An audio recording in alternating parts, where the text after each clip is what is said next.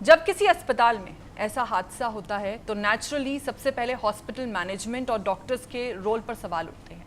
क्या आपको लगता है कि महाराष्ट्र के कई हॉस्पिटल्स में सेफ्टी नॉर्म्स को लेकर ग्राउंड लेवल पर और ज्यादा अटेंशन की जरूरत है? और आपका संगठन इस दिशा में क्या बदलाव देखना चाहता है, ये भी मैं आपसे जानना चाहूंगा।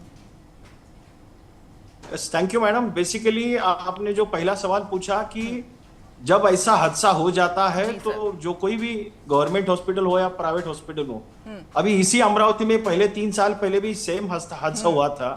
तो सबसे पहले तो मैं जो 3 बच्चे जो नवजात शिशु इस हादसे में मृत हो गए उनके परिवारजनों की तरफ मैं श्रद्धांजलि अर्पित करता हूं। और सबसे बड़ी बात, मैं ये जो अमरावती का जो हादसा हुआ है इसमें जो बच्चे बचाने में जो परिचारिका है, सिस्टर, जिन्होंने अपने जान पे खेल के उनको बचाया, उनका भी मैं अभिनंदन करता हूं। क्योंकि देखिए, जब ऐसा हादसा हो जाता है तो सबसे पहली बड़ी बात, कुछ अभी राजनेताओं की आप टिप्पणी सुनेंगे तो उन्होंने कहा है कि डॉक्टर और नर्सेस के ऊपर एक्शन ले दो। तो मेरा ये कहना है कि डॉक्टर अपना ट्रीटमेंट करते हैं, नर्सेस अपना जो कुछ भी है वहां पे नर्सिंग स्टेशन पे जो नवजात शिशु है उनका ट्रीटमेंट करते हैं, उनको जो शुश्रूषा है वो करती है।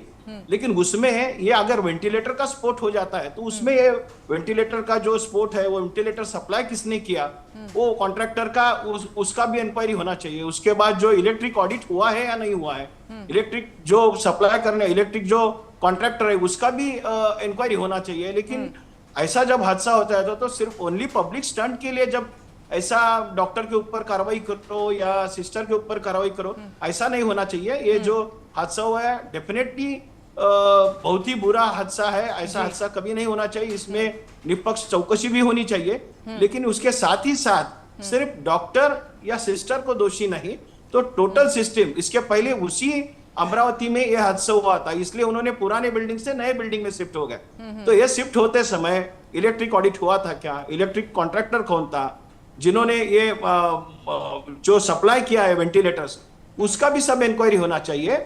और ये बार बार नहीं होना चाहिए। इसलिए कुछ भी करना है उसके लिए इंडियन मेडिकल एसोसिएशन का स्टेट प्रेसिडेंट, इसके हिसाब से हम गवर्नमेंट को, प्राइवेट डॉक्टर्स और हमारी आईएमए भी उसके साथ जो नियमावली तैयार करने में हम 100% मदद करेंगे। Thank you.